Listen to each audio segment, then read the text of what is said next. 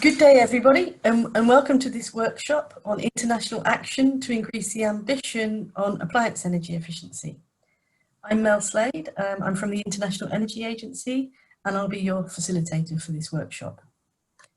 This is the first of a series of events around the world where we're introducing a new initiative led by the UK government as part of their COP26 presidency that aims to double the efficiency of a group of equipment and appliances that are used nearly everywhere in the world. And we're also taking this opportunity to reintroduce the Super Efficient Appliance Deployment Initiative that's now being managed by the IEA and will be supporting the UK government's COP26 product efficiency call for action. So we have a great panel of speakers today to introduce these ideas and discuss them within the Indian context. And we'll be asking some questions at the end of the session. So if you'd like to ask any questions or make any comments, please do use the chat box and we'll try and take as many of those into account as we can. And also, I just wanted to note that the session is being recorded.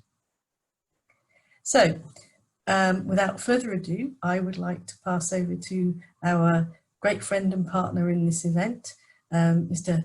Bakre, who's the Director General of the Bureau for Energy Efficiency. And who's, of course, in charge of the product efficiency work for India as a whole. And Mr. Bakre is going to make some opening remarks for us. Mr. Bakre, the floor is yours. Yes, thank you, Mel, and good afternoon, good morning to all the attendees and panelists. Let me first compliment IEA and UK High Commission for organizing this webinar on a very, very important topic, very close to Bureau, very close to the actions by the Government of India on the product efficiency. I really appreciate the series of seminars which have been planned with a lot of discussion with all the stakeholders, including IEA or Government of India and all other governments, and these are being planned by the UK team. So let me first welcome all the team from UK High Commission and the team for COP26. Let me also welcome all the product efficiency, energy efficiency team from IEA, all the stakeholders, our champions from product industry, and all other friends who have contributed to Bureau's program on the star labeling and the appliances. So just to set the context, we are going to have the COP26 next year, and the product efficiency is one of the big campaign which the presidency of the UK COP has planned, and that's in Bureau's opinion, that's going to be very, very game-changing action that will happen for the entire world, especially because we have a population which is always aspiring for more and more efficient appliances. And more consumer goods are available now. The industry, the manufacturers are responding very well. The designers are coming out with innovative technologies. They are coming out with good products and keeping in mind the energy consumption, which is very, very positive thing. Coming back to the Bureau's effort or the Government of India's efforts, the star labeling program has been really successful, not because it was well received, well formulated, but most important that the consumer response was really marvelous. It was the consumer feedback and their pull that led to that encouraged all the industries to actually come up with new products and always keep in mind that yes, 3-star, 4-star, 5-star are going to be the better ones. This has become a very common household understanding. Although I believe that there are still many areas, very remote areas, perhaps or rural areas where we find that the availability of such high efficiency equipment are limited, but then we are making all efforts to sensitize the dealers, the retailers, etc. But the Bureau's star labeling program has been really successful. Now that encourages us to add more and more appliances in recent years. Now we have already gone to 26 numbers, out of which 10 numbers are mandatory. The mandatory ones are those where the market is matured quite enough.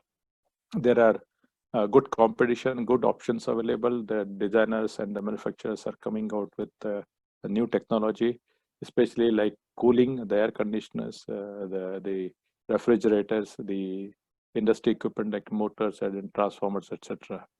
So all these appliances are going to have the very contributing effect in terms of our overall ambition for reducing the energy intensity of our country, and this is applicable, equally applicable for the all other countries, especially the G20 countries or even the rest of the countries. But the larger effect is that by contributing to the reduction in energy intensity, that's actually going to help us achieve our Paris Agreement targets in terms of GHG reduction. And that's more, that is what the product efficiency campaign, which is planned for the COP26, will be a very useful one.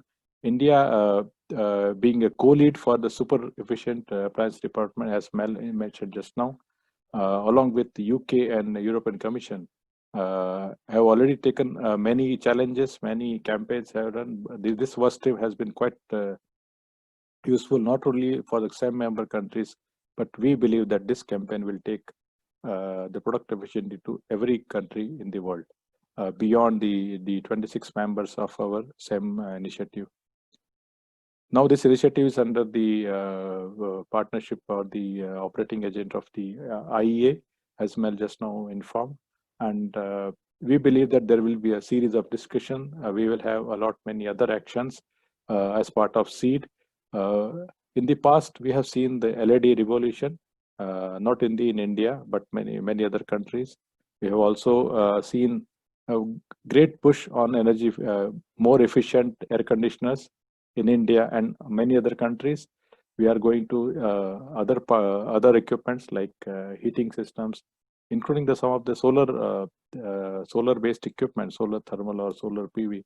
So all of them are going to be benefited. The industry will get benefited, and we will have a larger push towards using high efficient appliances. Let me also compliment the UK High Commission for not only keeping product efficiency as a campaign, but also as part of the mainstream discussion as a major contributor to GHG reduction. In fact, that will be the main theme that we will start from today's webinar, and maybe that may be a series of such webinars happening. Bureau is, as part of the co-chair for the SEED, we are definitely committed to make this campaign very, very successful in partnership with the European Commission and UK government. Also, we believe that this is not the only seminar. We can have much larger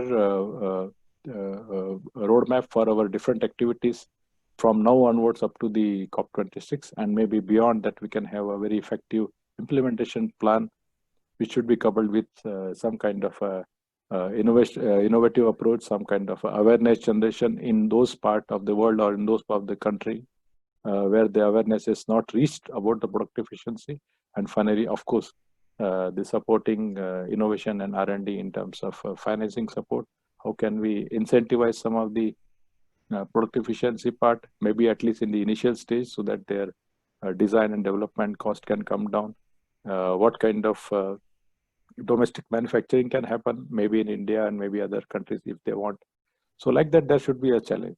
The last point I want to say is about the cooling reward, which is part of mission innovation and our partner departments from Department of Science and Technology in India and supported by RMI. They have already launched the cooling reward.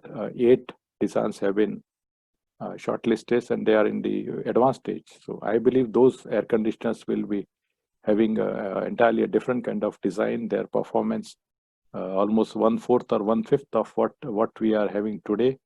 And then once they are tried and tested in Indian environment and maybe similar other countries, I believe that in coming years the consumers will have a different kind of technology for such sector like cooling sector, and we will have a great improvement in cooling efficiency in the country or maybe other countries as well. So finally, let me compliment the UK High Commission and IEA for setting up this seminar. I believe very good panel is available now. Most of them are quite enthusiastic about the product efficiency. They are quite experienced. I could see and they have done a lot of they have done a great work in improving product efficiency in India. And I hope for a very fruitful discussion. Once again, thank you for inviting me here. And Bureau is very much supporting this campaign. And we expect many more webinars to come in coming years. We are ready to have even a physical event once the situation is good about the seed in India, so that we can invite all stakeholders, manufacturers, consumer society, government departments, etc., to take the product efficiency at a very high level before the COP26 event. Thank you so much. Thank you very much, Mr. Bakre, and thank you for your international leadership on product efficiency, your belief and your active participation and collaboration, showing how these international engagements can help with domestic energy efficiency policy, as well as help guide others who can learn from each other's experiences. So it's very, very welcome. I'd like now to hand over to Natalie Toms from the UK High Commission. Natalie leads the the British government's engagement on climate action and energy issues in India. And of course, she's working very closely with the government of India on all things related to the UK's COP26 presidency. So Natalie, the floor is yours. Great, thank you very much, Melanie, and thank you, Mr. Bakre, and the Bureau of Energy Efficiency, our co-leads in the Super Efficient Energy and Appliances Deployment Initiative. So thank you both for co-hosting this event. It's also wonderful to see Mr. Bakre again after our recent UK-India joint working group on power, in which I think energy efficiency played a starring role. And also be here. So Melanie and the IEA, great friends who are taking so much action in this area. In the current context, of course, of the COVID-19 crisis, citizens, communities and economies are now facing two of the greatest challenges of our times at the same time, climate change and COVID-19. But the response to both of these crises has to be rooted in science and in innovation. And as we recover from COVID, the decisions we make today will either lay the foundations for strong, sustainable and inclusive growth, or lock in polluting emissions for decades. So it's really important that all of our COVID-19 recovery plans include that element of reducing emissions as well. It's an opportunity in a sense to develop green, inclusive and recovery plans. Now turning to the important COP26 climate summit, which Mr. Bakre and Melanie, you've just mentioned as well. So nearly 3 decades ago, countries came together at the UN to agree to prevent dangerous climate change. And over the years, as these dangers have become even more real and present, the international consensus for action has grown stronger. In Paris 5 years ago, we agreed to limit global warming to well below 2 degrees, to pursue efforts to keep it to 1.5 degrees, to strengthen action on adaptation and to realign financial flows. And now the UK will now take over the presidency of that COP climate negotiations process and hold COP26 in Glasgow next year. And this will be the first significant test of the Paris Agreement. The gap to 2 degrees currently stands at about 15 gigatons, and we're going to need a 5-fold increase in action to close that gap to 1.5 degrees. So as we look forward to COP, it's vital that the world comes together and takes renewed action in order to do that. And through our COP presidency, we want to work with all countries to share the opportunities of green growth and ensure that international action, adaptation, and mitigation is also taken seriously. We'll be working with businesses and organisations to take this action faster, and we're committed to working particularly closely with the Government of India in partnership on our shared priorities. India's record on climate action is already impressive. The 450 gigawatt renewables target has caught the attention of the world, as has your incredible progress on energy efficiency. It's been incredible also seeing how the government has given support to renewables development even throughout this COVID crisis. And PM Modi's international leadership, including through the establishment of the International Solar Alliance, is also incredibly important, and we're really excited to be working with India on that. But turning to the focus of today's session, energy efficiency. With many win-win opportunities for deploying energy efficiency in a recovery context, there is that potential through this initiative to unlock wider benefits for the economy and jobs at the same time as meeting our climate goals. And for COP26, we want to use the opportunity to raise international action on this important area, which is why we've launched, in collaboration with the IEA, a COP26 product efficiency call to action, as has just been mentioned, as part of our broader energy transition campaign. This initiative has two goals. First, to strengthen the SEED initiative to support countries to raise ambition and coordinate regionally on product energy efficiency more quickly, easily, and at a lower cost. And secondly, to drive this ambition to be consistent with the aim of doubling the efficiency of key products sold globally by 2030, with a focus on air conditioners, refrigerators, industrial motors, and lighting.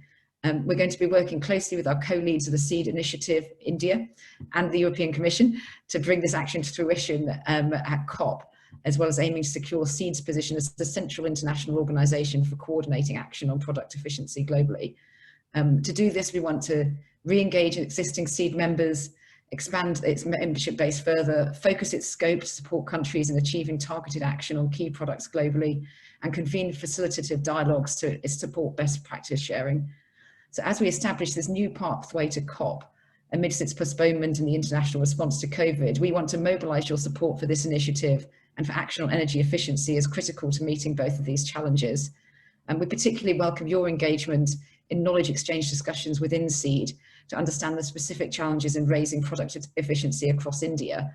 And before I hand over now to the IEA to provide further details on the new product performance framework, which they're developing to further support raise international action, I want to finish by thanking again our partners in BEE, the IEA, and to colleagues at the UNEP and Clean Energy Ministerial as well for the collaboration in this area.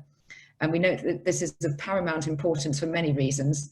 And with our close partners and all of you on this call, we can achieve action that's focused, meaningful, and leaves a legacy that puts energy efficiency firmly at the centre of our COP26 and global climate action strategy. Thanks very much. Thank you very much, Natalie. And thanks for your warm words and also your encouragement and support for this initiative. I think there are really some important points to note about, using this moment in time where we find us with governments introducing stimulus plans to reboot their economies post-COVID.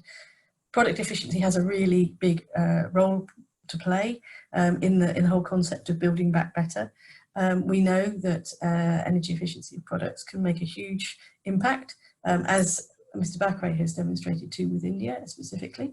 So it's a timely juncture for us to really be pushing this type of product efficiency work. So thank you very much for that. We're going to move on now to a presentation from Kevin Lane from the IEA. And Kevin's now going to get into more of the detail of what this initiative is trying to achieve and how we might go about that. We would say that this workshop is the very first of these presentations, and we're presenting a concept here, and we're looking forward to people's views on how that concept can be developed into an action plan. So Kevin.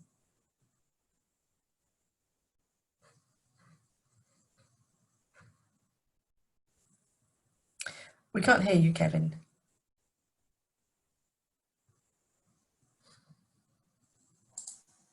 Can you hear me now? Yes.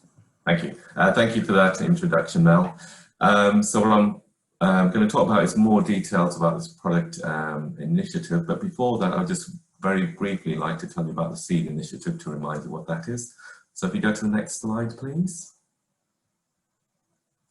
So the SEED initiative, or the Super Efficient Equipment and Appliances Deployment Initiative, came out of a government meeting, so a Clean Energy Ministerial in 2009, and it's been running then for over 10 years. But basically what it's doing is looking to engage governments around the world to better improve appliance policy, basically to show what the benefits of those are and increase awareness amongst manufacturers. The leads of the SEED initiative are, as we've already seen, the EU, the UK, and also India. And since last year, the IEA has been taking over the operating duties of this initiative. But ahead of COP, as Natalie mentioned, there are 4 key products that we'd like to focus on, and these are electric motors, air conditioners, refrigerators, and lighting. And these will be a core focus of SEED for the short term, and then going through to 2030. You go to the next slide. And the next slide. And at the moment, we've got those 3 lead countries, but there's another 18 countries that are currently involved with the SEED initiative, and we're looking to expand that further. And then we also have some partner organisations as well who are supporting this initiative. You go to the next slide. So we see that there's various benefits of being part of SEED. That's sharing of knowledge amongst the different countries that are taking part in that, whether that's through webinars, using better tools, so making use of information or experience we've got from, say, India, other countries around the world, and sharing those. For manufacturers, having a international market makes it easier to comply with regulations and innovate and sell better products around the world. There's benefits for consumers and the like. So we won't spend much more on SEED, we'll just go straight forward now to the initiative. So if you go to the next slide. And the next slide. Well, and this slide here. So the overall objectives of the COP26 Product Efficiency Initiative, or call to action, is, as Natalie said, was basically trying to double the efficiency of these 4 products by 2030. Some might be higher or lower, it depends on the products and the region, of course. But in essence, we want a substantial increase of the products that are being sold around the world. These really are going to be crucial if we want to deliver on our national climate change targets. So if we want to deliver on those, we really do have to essentially double the efficiency of products in that time. We'll have some other benefits as well. It should be able to stimulate innovation. It should provide export opportunities for business as well. And also, as well as efficiency, it should at the same time be helping with refrigerants as well. So the countries that are signing up to the Kigali Amendment to the Montreal Protocol should also be able to phase down some harmful HFC refrigerants as well. So that's an important co-benefit of this action as well. So if we go to the next slide. So if we look at these 4 products around the world, actually the potential savings by 2020 or 2030 are quite significant, most heavily on motors. They do use a lot of energy, and there's quite a large potential for improving efficiency, and also phasing out some of the old ones. If you go to the next slide. If we look specifically in India, motors do represent a large potential, but also air conditioners as well. We expect the ownership and uptake of air conditioners to rise dramatically in India over the next 10 years as the country becomes wealthier and it wants to have better cooling and better thermal comfort. We expect there to be a large potential of more efficient air conditioners, and there's still significant savings for lighting and refrigerators as well. Over the next 10 years, we could avoid maybe 60 coal-fired power plants or the equivalent if we were to double the efficiency of these products over that time. If you go to the next slide. The basis of what this initiative is trying to do is try to set some future performance levels to say where policy can be hooked onto. So it might be that we're setting performance future levels for minimum energy performance standards, but it could be much higher ones on some sort of tier basis for endorsement labels, or maybe for rebates or other funding, say through international funding commitments. So these tiers are quite important for policymakers, so they can have hooks for their particular policies, and they provide a very useful shortcut in terms of setting them. So a funding program can just say, I will provide money for anything that's a tier 1 or a category A on that particular ladder. And then this work has already been done in advance, so it should make it easier to drive up efficiency over time. So there's a few steps that we need to do with that. One is to make sure that we have test procedures, then define what these efficiency tiers or thresholds should be. And then we need to then map out what's currently happening, and then say what the policy steps are to climb this ladder to go up into the future. So if we go to the next slide, it's a bit more obvious on a practical example. So if we look at electrical motors, this has already been done in a large way thanks to the IEC, the International Electrotechnology Committee. So one of their standards, 60034, has already defined what the testing of a motor should look like. And importantly, it's also said what these thresholds should be. So they've got IE 1, 2, 3, 4, 5 as the efficiency thresholds on the ladder.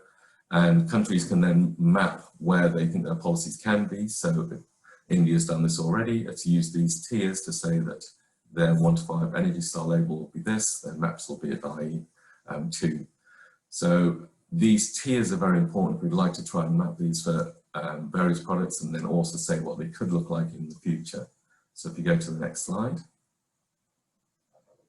So here's an example of hypothetical countries where they could be over the next 10 years, where they could use these tiers to either raise their maps to say we'll go from an I1 to an I2, maybe to an I3 by 2030, but they could use the other tiers to identify high efficiency performance standards for rebate programs and the like, or to use them as energy labels, as we've seen before. Of course, different countries can use the same tiers, but they can use them at different times or choose different levels depending on their policies. But by having these specific tiers, it makes it easier for industry to demonstrate that they're reaching these targets, and that should reduce costs for showing compliance with local regulations, but also reducing costs for improving efficiency as well. So if multiple countries are targeting high level efficiencies, that can drive down the cost so that other countries can pick them up later. Next slide, please. And we're looking at similar thresholds for other products as well. So for lighting, it's quite an interesting one because there are different technologies, and some countries have historically just tried to regulate different technologies to say that a CFL should reach a certain threshold or LED lamp should reach a threshold, but increasingly we're seeing that we're trying to set targets that are based on lighting services, so it's not quite technology specific. However, there are benefits in saying what the standards are for different technologies. So on this one here, so India's already said what it thinks the steps should be for LED lighting, so we'd be at 79, 90, 105, 120 are the performance tiers for LED lamps at the moment. And other organisations are trying to see what these performance levels should be, but harmonising around a few levels is quite useful. I'll just quickly run through the last two. Go to the next slide. So this is for air conditioners. We've got the same type of idea happening as well. However, the standards are not quite as well defined. So to say the India seasonal efficiency rating scheme might be a little bit different to say the Korean efficiency standard. However, the idea is still quite a useful idea to do, and then each country can decide what their future steps could be going into the future, and we may be able to map them to see, well, they are pretty consistent as well. And finally, just go to the next slide. This one is for refrigerators. This is actually based on the EU efficiency index in this case, but what we also see is over time that our labelling systems will need to be regraded over time, so there will be some change in the nomenclature that will be needed. So in the EU we have AAA plus products already, and that next year will have to be regraded, so it becomes another one. I guess India, other countries will have the same issue. Once you get to a 5-star label, you'll need to do some sort of regrading. But ultimately the idea of this is just to try and map out, say, what future performance tiers could be into the future. So just to finish on the last slide. So basically what this call to action is, what we're trying to do is, for these 4 products, is double efficiency by 2040, and we're trying to do that by saying what performance tiers could be in the future, and setting these will help give hooks for policies to be tied to. There will be some benefits in trying to harmonise some of these regionally and internationally, so that people are using the same tiers, which has multiple benefits. Sorry, I missed out on the lighting, slide on lighting. Yep, can I just finish this one? So basically the next... I just missed out. Can you go back?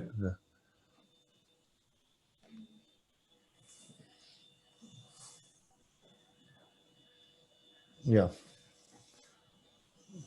Can you just explain here again?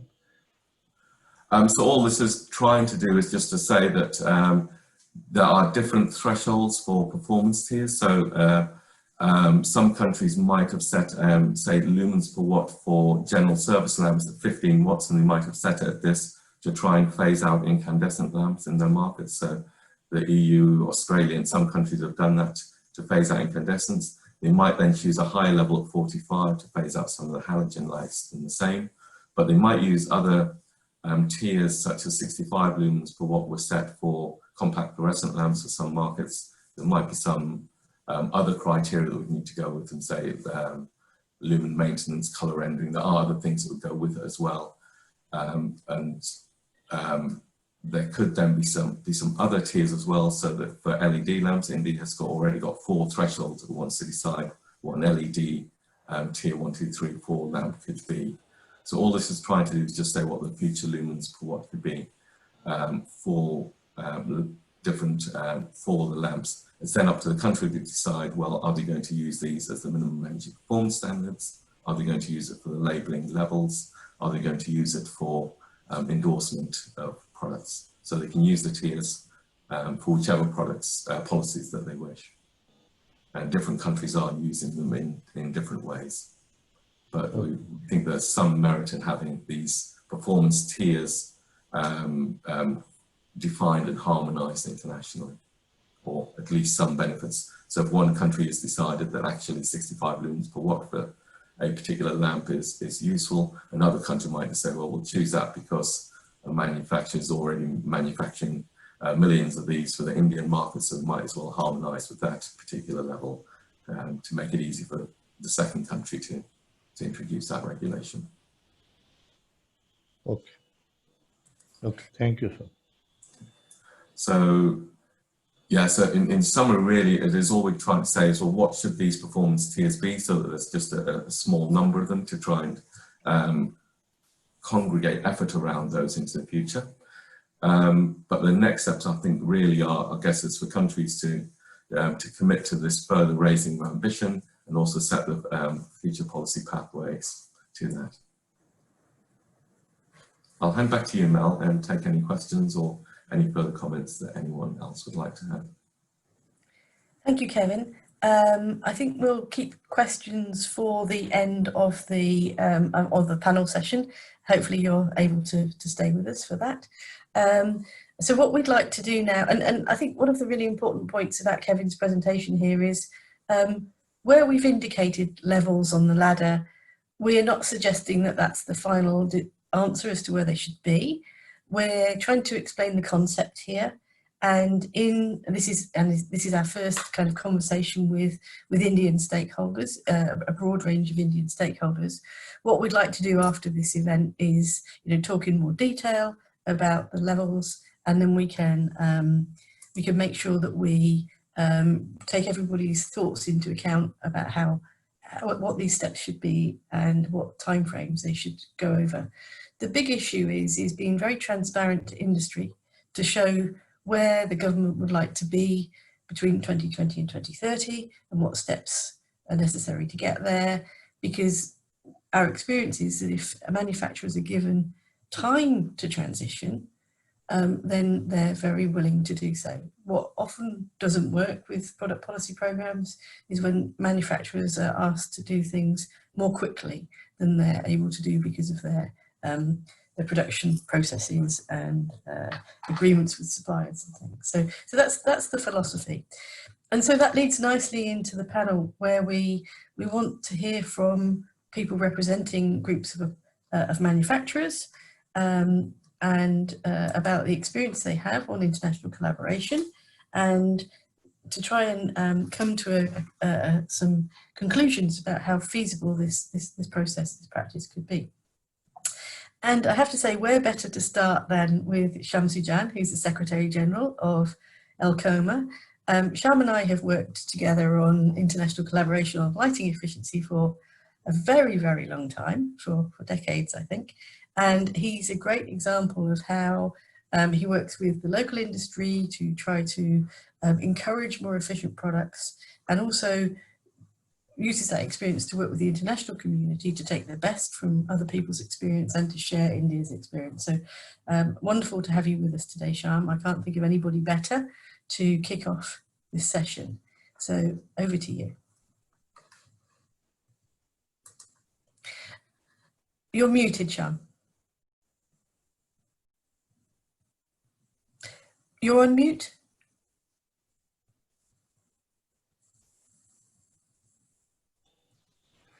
Thank you, Melanie, for such a nice introduction. I'm elated.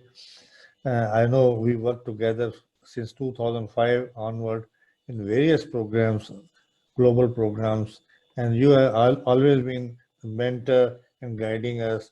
See, we started in India the CFL program in 2004. At that time, we were having only 10 million CFL manufacturing and sold in India. Besides that, about 1 billion incandescent lamps. So the difference was so high, and this was a big challenge.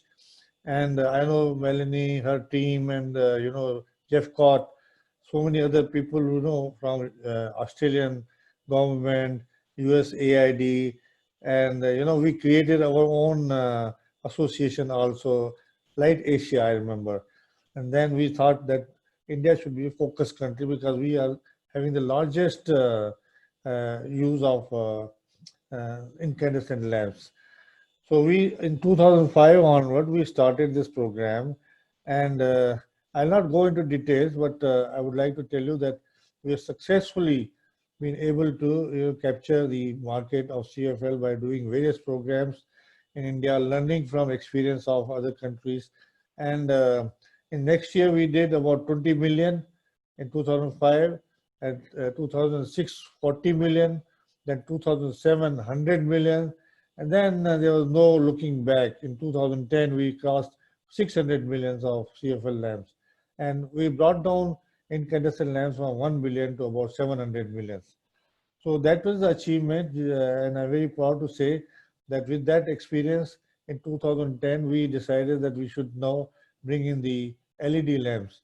And LED lamps was a very tough thing for us because we did not have a technology, we did not have labs, we did not have customer to buy. It was very prohibitive cost, 550 to 600 rupees a lamp, and we could not even think of that how we are going to go ahead. So 2010, I remember we made a program. We prepared a white paper along with BEE, and unfortunately for next 2 to 3 years, there was no support coming from the government. I'm very honestly telling you that there was a very lukewarm support from the government. But in 2012, we decided that we will make our own program. We'll try to work ourselves. So 2012, we made a Vision 2020 document in which we said that if we replace 1.2 billion of incandescent lamps with the LED lamps, 30 million of street lights, and about 50 millions of downlighters. Because these are the three focus areas we decided that we can easily encash on, and there was ready market available. So in 2012, we made this program. In 2013, we wanted to start this program. I've been talking to the government. I've been talking to BEE. But in 2004, we got a ray of hope because the new government came, and I showed it to the power minister, Mr. Goyal, and he was excited to see this program, and he said, okay, we're going to do it. And within 10-15 days time, he talked to the Prime Minister, and Prime Minister called the cabinet, and I think within 15-20 days, the entire national program was announced. And there was no looking back and think. I'll not go into details, but we were successfully able to launch LED in India with the help of EESL. They gave us an initial push, and after that, the industry took over itself. We were able to complete the target of 1.2 billion at the end of 2018, 2 years in advance. And as far as street light is concerned, we are able to reach close to it, and by the end of this year, we'll be able to do 30 million. And looking at that success, the ESL has now prepared another national program to do the rural street lighting program, which again, they are going to talk about more than 20 million in next 4 to 5 years time. So that is being a success story. I would just like to inform you a little bit about the standards. You see, Indian conditions are different. We have voltage fluctuation. We have uh, very too much of dust here in India. We have a lot of fog. We have lost a lot of humidity during rain season. And with that, we have to modify the IEC standards and convert them into Indian standards. With that, we have to modify our products, and our products are, in cost wise, it is more expensive than anywhere else in the world because we have to modify according to Indian conditions. But there is again a challenge that we have to sell these lamps at a very, very affordable price. So ESL showed us the way. They said we'll sell it at 100 rupees, a lamp which was being sold at 500 rupees at that time. And that challenge was accepted by the industry, and we were able to supply to ESL at slightly higher than 100, finally 120 rupees, and it started with 320 rupees and came down to about 120 rupees, and finally at 50 rupees. So with that success, government was able to sell. Initially, they subsidized the LED lamp, but later on, they started making both the events meet because they were able to make out the cost incurred in transportation and supplies of the logistics and all that. So they were able to save a lot of cost in that. And now they are selling it, I think, 80 rupees. And at the same time, the industry was finding difficulty at that time to do the retail market. But we took a challenge that, yes, we will also do it. So what we did was 9-watt lamp, we started selling at 100 rupees along with the ESL 80 rupees. And that's the beginning of our retail market showing up. And then no looking back, after once again, we were successfully jointly with ESL and Elcoma has been able to achieve this program. So because we make the standards ourselves, our cost is much higher, but the challenge is already met. And unfortunately, due to a great hurry of the government to proliferate the LED lamp in India in 2 to 3 years in large quantities, they told us that you go ahead and start importing the components and assemble it here in India. So we started importing the component because Elcoma used to be a manufacturing organization. We have always been making all the products in India for last 70 years. But now in 2015 onward, we started importing the components for the first time and assembling them there. The government even reduced the import duty zero. They made it a zero import duty. And with that, now the industry has tasted the blood. And it's very difficult to go back. We are stabilized in LED, but we want to now make it in India. So we have prepared another plan, the Vision 2024, in which we want to make at least 60 to 70% of components in India. And also we want to export about 40% of Indian turnover by year 2024. So next 4 years, we are going to do once again the same repetition of Vision 2020 document. And I hope that we'll be able to meet a great success with the support of government agencies, BEE, EESL, and MIT, and all that. So with that, I think if you have any questions, I'll be willing to answer. Otherwise, my presentation is okay. Thank you very much, Shyam. And it's always really impressive to see how this process worked and really how long ago India grasped this idea of scaling up energy efficiency rapidly. And it's really, I think it's always been a very interesting story because it was based on standards. You had to have standards in order to be able to do everything else. And I think that's what this call for action on product efficiency is really about. How do we get countries working together to do that together, to emulate the experience that India has had? And as I said, we'll be coming back to you to talk about the details later on. But for the time being, we're now going to pass to another really important product group, and to Mr. Bambure, who's been involved in India's standards and labelling program for refrigeration products, for some time. So we'll take questions at the end, like I said, but Mr. Bambure, the floor is yours.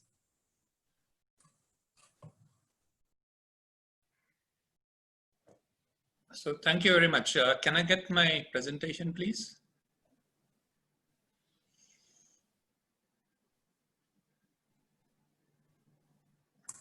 I can see your presentation, can you? Yes, I'm able to see it. Okay. Excellent. Well done. So first of all, I would like to thank IEA and UK High Commissioner for inviting us to speak on behalf of the industry, and it is our honor to put forward our views. And I'll just start. So next presentation, please. Next slide, please. So the seed, I'm just run through what it is. It is the target is 2030. Most important is providing consumers and businesses efficient products at affordable and cost-effective to own and operate. So this is a very important statement, which we like it and which will make us succeed in whatever we are doing. Simultaneously stimulating innovation to achieve our target goal. And the most important other part, which is related to the Kigali Agreement, is the reducing the use of refrigerant. So the Kigali Agreement for the first time brought in energy efficiency in the Montreal Protocol, which to an extent has harmonized the efforts so that both the things can be achieved. Next slide, please. So the penetration in India is about 6 to 7% of room AC, and room AC forms 80% of the energy consumption. It has been covered in detail in India Cooling Action Plan. The per capita consumption of India today is about 69 kilowatt hours against world average of 272, which in one way we can feel it is good that we are consuming less, but with the population what we have got and with the penetration, the demand for energy is going to increase, and energy efficiency we feel is one of important tool to conserve energy. There are many other any other things can be done to conserve energy, which can be innovative products, finding alternative ways for space cooling and many other things. Next slide, please. So I'm just trying to capture what was happening in pre-energy efficiency labeling program. I was involved right from 2006 in this program. So the products were sold based on brand and unverified claims. So this, unverified claims is very important. There are not sufficient labs in the country. Not even enough R&D efforts were put to increase the efficiency or to test the equipment also. The running cost of AC was a high concern. The production and sale was about 2.1 million in 2010. Today we have about 7 million. And energy efficiency program has played a big role in increasing the growth or having growth for the industry. The manufacturers' investment in R&D were low. There were no organized players. It was more like a reserved category or dominated by small manufacturers. And the processes like ISO 17250 towards lab were not in place. And most importantly, the window air conditioners, the share was about 30%. Units, split air conditioners were imported in form of CBU. And frankly, there was no a detailed R&D effort done or design effort done. Next slide, please.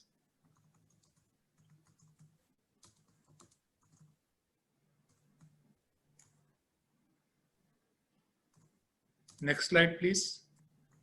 So yes. So how is the journey? The journey was in two phases. In phase one, the industry and BE decided to catch up with and come to a certain level before we take up aggressive programs. So in between 2010 and 2016, there were 3 upgrades which are predefined, and we wanted to come to a certain regulatory framework, a certain way of working to meet the energy requirements, and also this period allowed the industry to invest in the product development, in creating awareness. The phase 2 was very important because we migrated from a full load efficient to ICER, which is India Seasonal Energy Efficiency. And it was a technology agnostic program that we built up, which was done by India for the first time. Other countries didn't had this program. Of course, some countries had completely migrated to new technology, so there was no need for them. But most of the countries equivalent to India had separate program for fixed speed and inverter technologies. Now, other important aspects are the temperature range and bin hours were as per India hot and dry climate zones, and the temperature range that was selected was between 24 degrees centigrade to 43 degrees centigrade against the recommended temperature of 21 to 35 degrees centigrade as per ISO 16358 and with 1600 hours of using. Other countries like China, Korea, Japan also have got a different temperature. They don't go up to 43 degrees centigrade. They go up to 38 degrees centigrade. Plus their temperature bin hours are more shifted to the lower temperature driven by the climates. So the India program is that way one of the stringent in the world. In phase 2, to meet higher star requirements, India specific design with inverter technology, larger condensers and evaporators with small diameter copper tubes and BLDC motor technology was adopted. So today, unless we adopt these technologies, we cannot manufacture 4-star and 5-star ACs. And with this, manufacturers have absorbed the technology and now they are at par with the global players. So it is not with only the MNCs who are operating in India are having technology. The Indian manufacturers also have this technology. Next slide, please.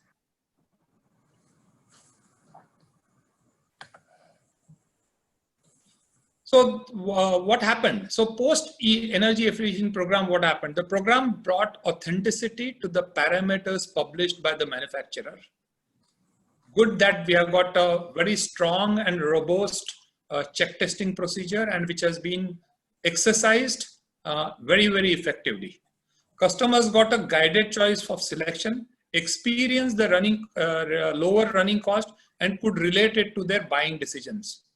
And that is one of the reasons why we'll see in subsequent slides that the behavior of the Indian consumer has changed. Manufacturers can plan and design their design and marketing strategies. So this became important because there was a reference available which made to an extent a common target for all the manufacturers. Manufacturers invested in R&D and technology, accredited laboratories and modified their manufacturing setups. The sales data reflects the maturity of the Indian customers as they understand the importance of energy efficiency and running cost. Next slide, please. Now here is a comparison which was done on the actual test data of air conditioner. It indicates how if we take an Indian air conditioner and test it as per ISO, which is a cooling part load factors. So if you take a 5-star AC of India, if you test it as per ISO standard, it will the SEER will be 6.0 against 5. If you take EESL, which you have been asking for 5.4, then it is 6.5. Now this becomes important as and when we compare different countries' products. So India IACR is stringent. It is more stringent than the equipments today which are sold in Middle East also. And that is because of both of the temperatures zones that we have selected and also, though it are not written here as I explained earlier, on the bin hours that are there. Rama suggests that a study project should be taken to establish this factor with the present products that are there. Next slide, please. Now, this is the movement of what has happened between 2009 and 2020. In 2009, there was no star labeling program. The average COP was 2.3. And now the plan table, which has been agreed, which could have got implemented, but for the COVID, is that the 5-star AC will be 5. So it is in 10 years time, it has more than doubled, or between 2.3 to 3.8 is a substantial increase in the 3-star category also. ESL, of course, all of us know that demands for a higher efficiency, which is 5.4. Next slide, please.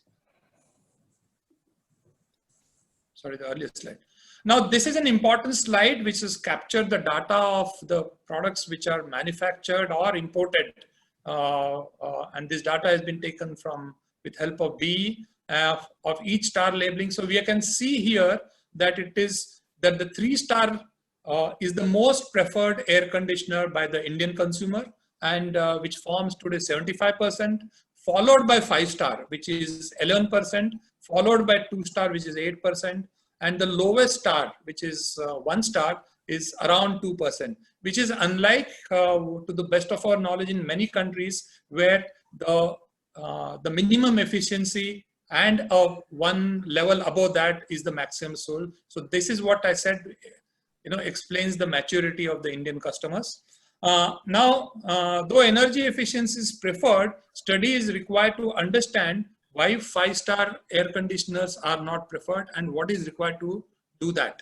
ESL scheme, Mr. Garnaik will also explain, though we have been trying and manufacturers have worked with ESL to develop the product, has not yet gathered the required traction. Of course, it is moving, but it has not gathered the required traction, and that also needs to be studied. Next slide, please.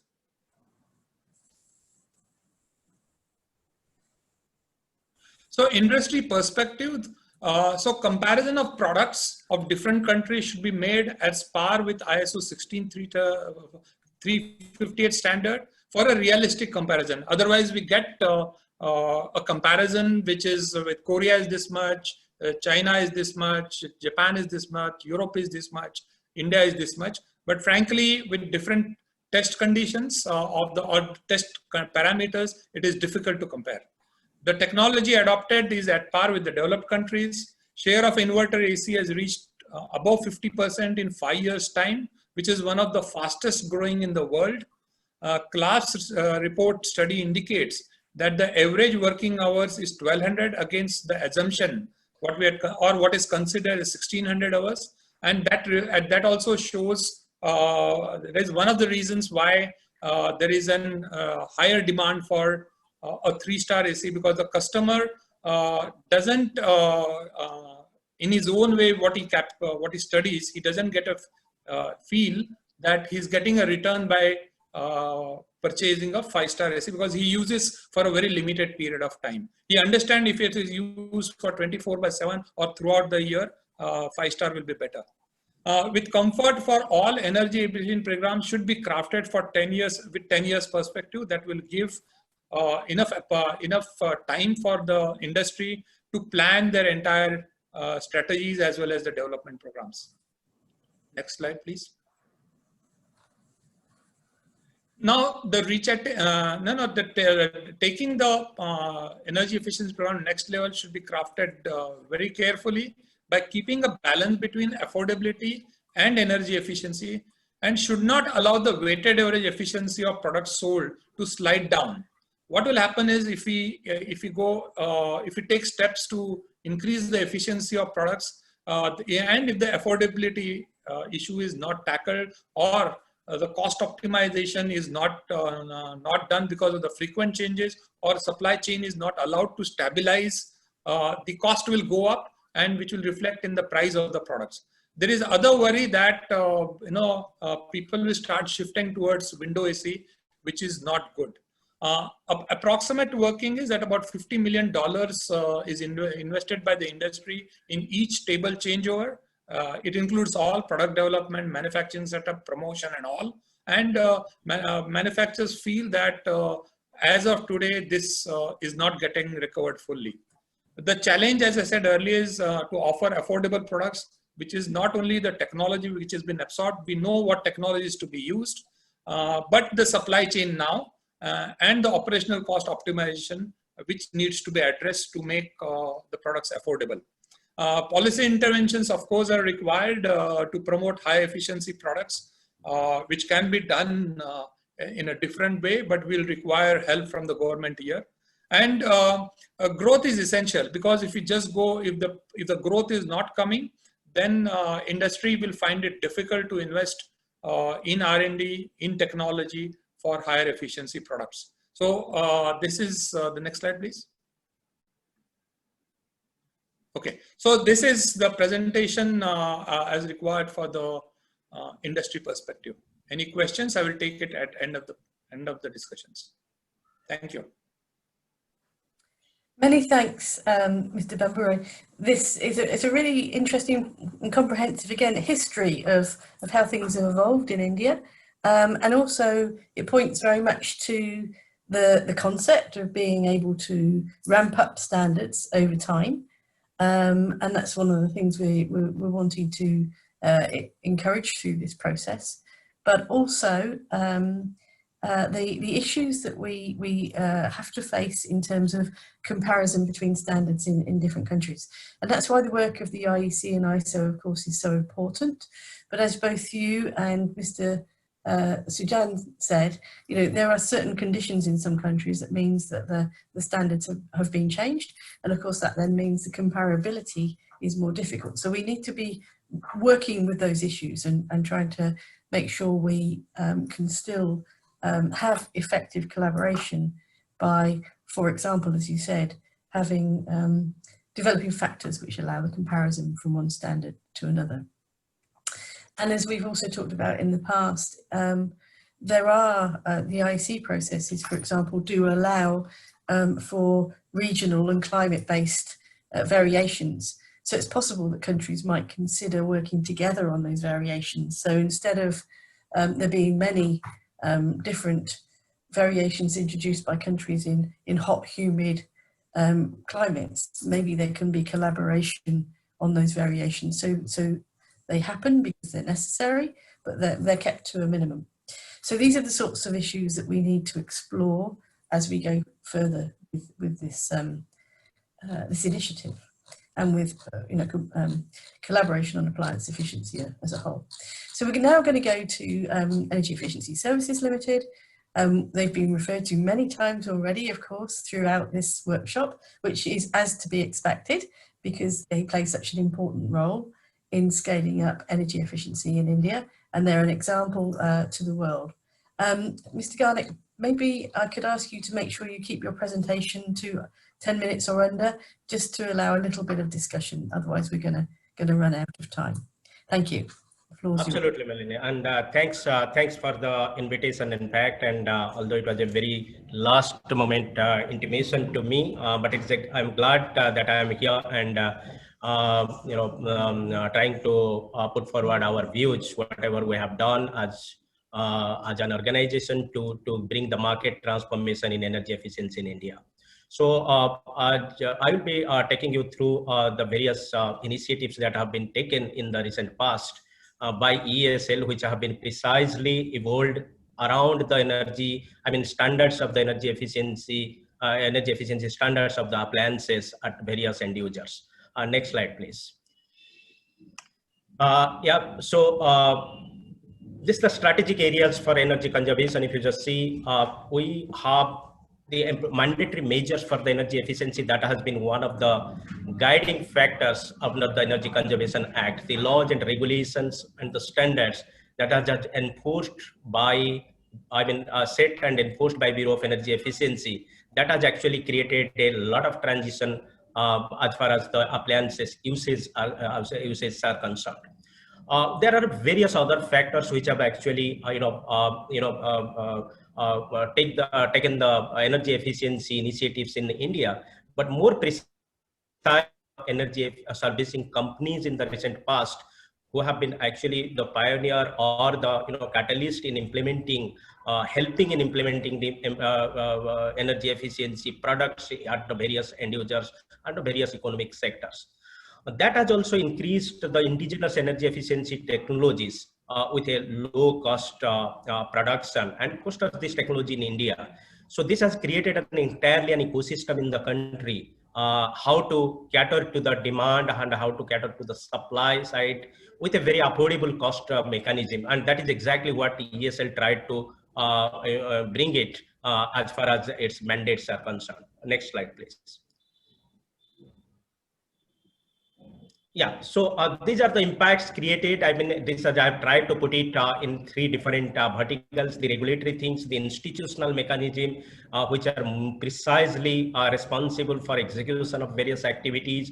So it has been, I mean, these are the impacts of the Energy Conservation Act and the initiatives by B and similar organizations or the associated organizations who are working closely in the energy efficiency area. So what we could see in the result is the market transformation. So the penetration of the energy efficiency household products has been the key, and which is very, very tangible. I mean, the benefits have been seen and recognized after this energy labeling standards program, standards and labeling programs was initiated in 2006 and so. Apart from that, that has also brought a lot of other changes in the system. That means it has also brought the build the capacity of the test laboratories. It has brought center of excellences at various states and provinces. It has also brought the international and national networking to actually foster. So this COP26, which is focusing to actually doubling the standards of 3 or 4 products. That is precisely, I mean, India could be a very good contributing factor, keeping its own works in the past. Next slide, please. So this is exactly what I try to summarize is here, that there are market actors, and these market actors are driven by the energy prices, economic growth, and of course, there is a demand which is coming from the kind of populations. So the market actors, if you just see, it is coming as a supply push and a demand pull. So supply push is happening from the manufacturers, the ESCOs and the utilities, which are actually moving the things forward, and there are R&D institutions involved to bring the technological changes, the feasible changes that could be possible in a time-bound manner. And the financial institutions who are, as you may be knowing, and they are the prime factor in investing energy efficiency projects. And the demands are created by various end users, whether it is industries, households, or commercial entities, the service sectors, or the financial institutions again. So these are the market assets, what I have tried to put it in a different way. But this has been the catalytic factor in defining the energy efficiency market, or precisely the energy, the appliances energy efficiency market in the country. Next slide, please. So under this National Mission on Energy and Enhanced Energy Efficiency in 2008, when it came into force, and there was a need to create an implementing organization, a large-scale implementation of the energy efficiency projects in the country, and that is why the Energy Efficiency Services Limited was created under the direct, administrative control of Ministry of Power. And we have taken a lot of initiative in the past, but all these things, if you just see the kind of projects which have been implemented or deployed, the number of energy efficiency programs deployed, which I'll be talking in the next few slides. So these have been all revolved around the energy, the standards and labeling program of Bureau of Energy Efficiency, directly or indirectly. So we have tried to create that market transformation. It's not only that setting of the standards will solve its purpose, although there is a massive awareness campaign happened, and there is an informed choice to the consumer, but there is a need to bring the business model, there is a need to push the things in a much faster way, so that real market transformation can happen.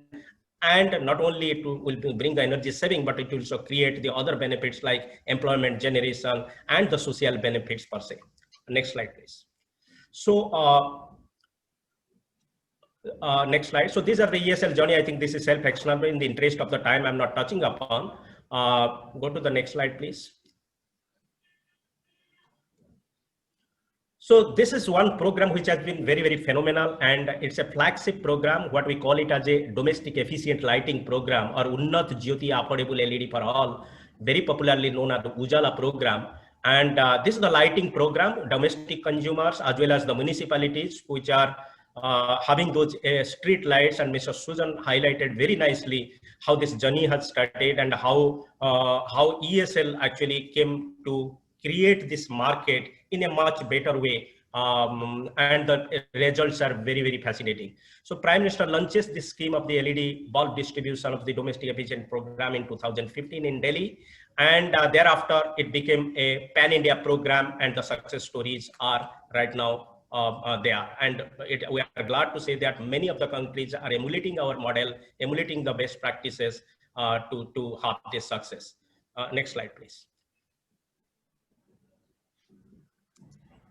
So these are the ESL initiatives in the energy efficiency side. If you just see 45 billion units of electricity per annum that has been saved so far, so which is actually resulting from various programs.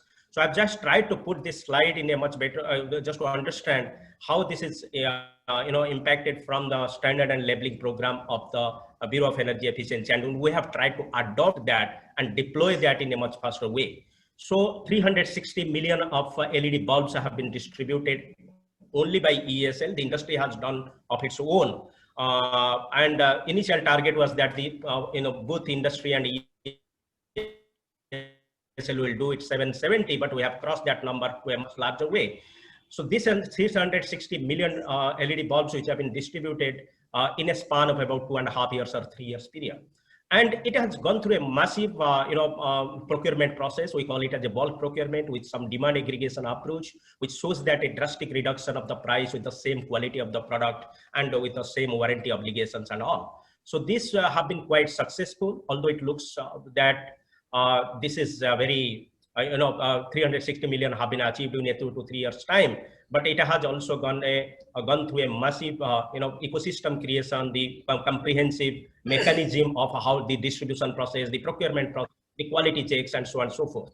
Similarly, we have also distributed more than 700 to 7.2 million LED tube lights in various consumers, domestic as well as institutional consumer.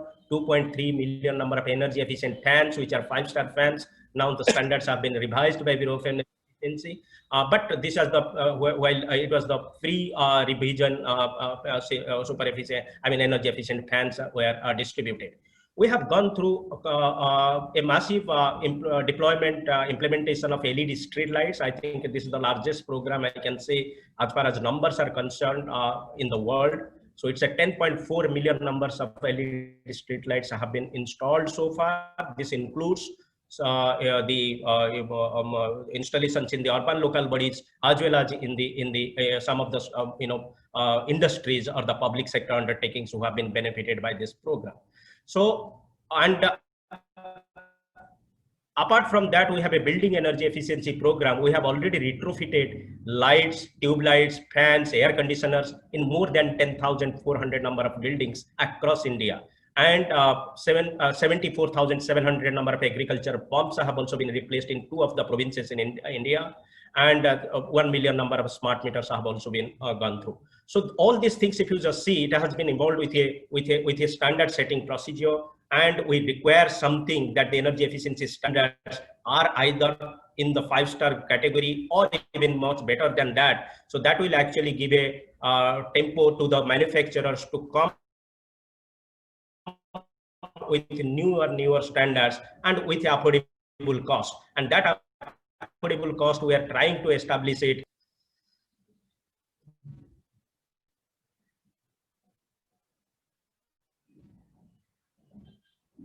Next slide, please.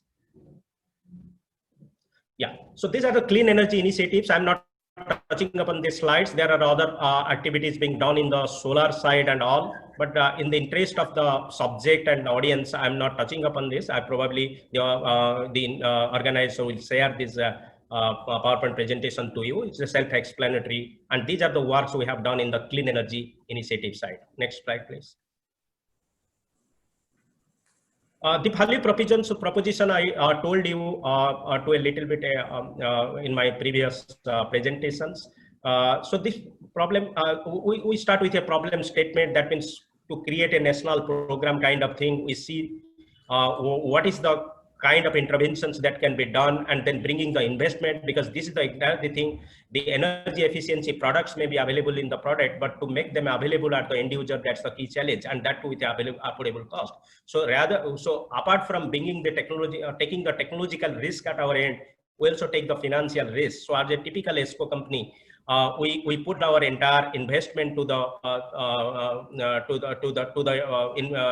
implementation and get paid back from the monetized energy saving what the end users get. But that happens program to program, that the business model changes from program to program. For example, in the case of Ujala program, the domestic lighting program, it is completely upfront payment model, because the price has come down to from $5 to $1 in a 3 years period of time, and that is quite affordable to the common consumers. So that is how it goes, and all these things we go through a public procurement process with a bulk procurement approach. We take the responsibility of the implementation and do the entire project management, and more importantly, the results are put in a transparent way, that means in the dashboards, so that public can view this, what has been the tangible result in terms of energy saving, CO2 emission reductions, and even avoided capacity generation, all these things. Next slide, please. I am not touching upon the business model things. I think this is again self-explanatory. Next slide, please. This is the program. Apart from doing in the domestic consumer, we try to extend this to our industries also who have been using these lights. So we call it as industrial lighting program. Already we have gone through 4 million number of lights deployed in these industries and buildings, and we have invested around 85 million USD in the last few years. So what we could see, this 50 to 70% energy saving, the price reduction, what we have achieved, and which has been very, very competitive or attractive for the end users, that's a 20 to 25% price reduction with the same quality of product, as highlighted by earlier speaker also. So we are putting this, the lumens per watt, or the efficacy level around minimum 100 lumens per watt in this kind of things. But it varies from various procurement to procurement on depending upon the end user's requirement. So these are the things what we could see: 10,400 number of buildings, 100 public sector undertakings and industries, 800 railway stations, 64 airports, and more than 1,200 bank ATMs. So these have been, yeah. So please go to the next slide, please.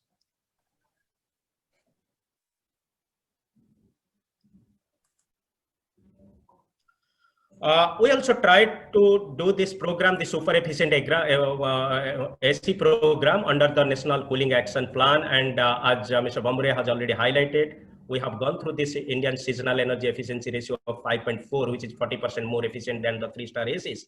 And we could get a very competitive price with a bulk procurement approach. We went through 50,000 numbers of things, and 20 to 25% of the energy saving. More than 3,000 the numbers needs change, and more than 3,000 number of ACs deployed. Actually, we are targeting this season of this year, but due to COVID-19 scenario, this program could not catch up to the expectation.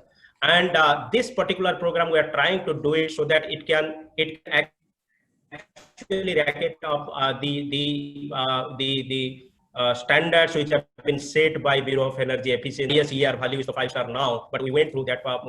We went to this 5.4 value, and we are trying to make it as quick as a successful program by touching upon the retail consumers as well as to the institutional consumers. Next slide, please.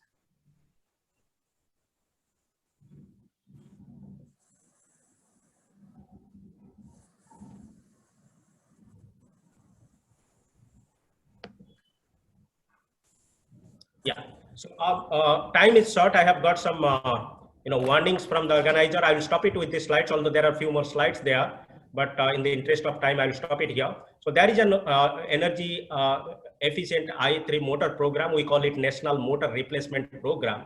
This is again targeting to replace the I1 or even lesser, substandard motors with the I3 motors. And this is the first program in ESL targeting to the industrial consumers. And what we could see that about 20,000 motors are in the pipeline. Again, we adopted that bulk procurement mechanism here, and we got about 15 to 18% less price as compared to whatever price is being given by the manufacturers to this. And we got some good brandings for that, and did the pilot studies in 2018 to establish the kind of energy saving that has been that is being projected. So we did some pilot studies in various clusters, various industries, with various applications, just to establish that the claimed or the energy saving claimed by as per the efficiency improvement standards are actually achievable in the field or not.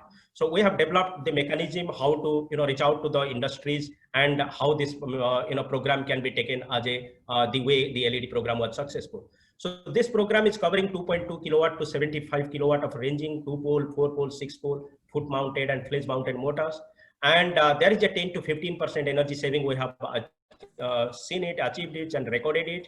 World Resource Institute recently did an independent evaluation of this program, and they have made some recommendations for this. And there is a 1.5 to 2 years payback period. Unfortunately, this program is yet to get the traction. What it is needed is because the industries are based all across India, so it requires a pan-India approach to implement this program. So we see that we have a pipeline of 20,000 number of motors, and this program is covered under one of our global environment facility ZEP program, and we are utilizing a concept of energy efficiency revolving fund in this particular program. So we tried to bring some new business models, new financial instruments, bring the smaller schools to get involved in this kind of program, whether it's AC program or the motor programs, so that this program could be successful. There are a few more slides left. I will stop it here, but more precisely I can say here there in a nutshell, Energy Efficiency Services Limited has been trying to bring all these products which are covered under COP26 in the SEED program, and deploy it in a more efficient way with some business models. So it's not only that setting up the standards, it is actually taking these efficient products as a deployable stage. So, and in this process, the ESCO market is created, the manufacturing preparedness is created, the test facilities are being encouraged, and apart from that, the investments are being brought forward. So with this, I will stop it here, and thanks for the invitation and the opportunity. Thank you very much, Mr. Garnick. And as you say, what's really interesting here is that you demonstrate with Energy Efficiency Services Limited how we can achieve market transformation by applying a package of policies here. So we have our minimum energy performance standards, which protect our markets from the least performing products. We have high performance standards, which can attract financing and initiatives like the Energy Efficiency Services Limited program, where you've then been able to roll out high efficiency appliances at scale. And it is a truly remarkable experience and as you say, a leading light for the rest of the world. So fantastic achievement there. But what's really important to us, and why we wanted to show this, is it kind of links the least performing with the high performing, and with market mechanisms and business opportunities. And the business opportunities are really important, because without them, of course, governments won't be able to achieve their climate objectives without these partnerships that are necessary with the private sector. I think what we've seen over all of this, I had hoped to be able to ask a few questions of the panel, but I'm afraid we're running out of time. But what we've seen with all of this is, policy matters. So we must have very strong policy settings and guidance from government to make efficiency happen at scale. But we do need this relationship with the private sector as well.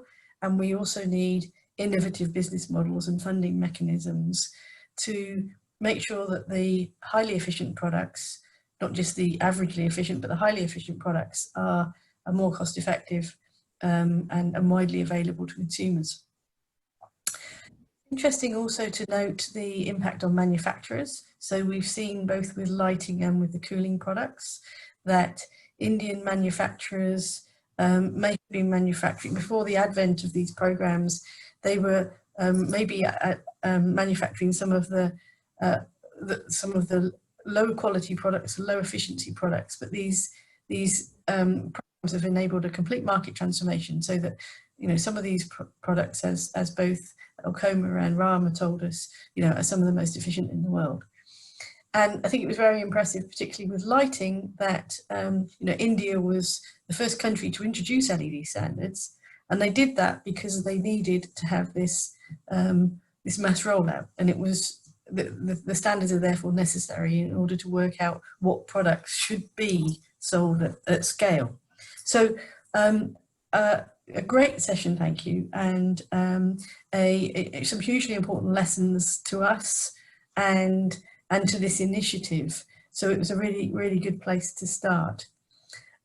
What I'd like to say, I mean, as you know, is just to wrap up, you know, the idea is to double efficiency of these key products sold by 2030. And we can see from the Indian experience that it's doable. The products are already there in the marketplace. Products are more affordable and cost effective to own and operate for both consumers and businesses. And these processes can stimulate innovation, both in terms of technology, but also, as Energy Efficiency Services Limited show us, in terms of business models and innovative ways of rolling programs out. And what's come up in some of the questions on the chat and also in some of the presentations is that it's really important, whilst energy efficiency might be motivating this work, to make sure that other climate and environment issues are also taken into account when we're rolling out these programs. So through the SEED initiative, we are collecting experience on all of these things. We'll be sharing that experience openly.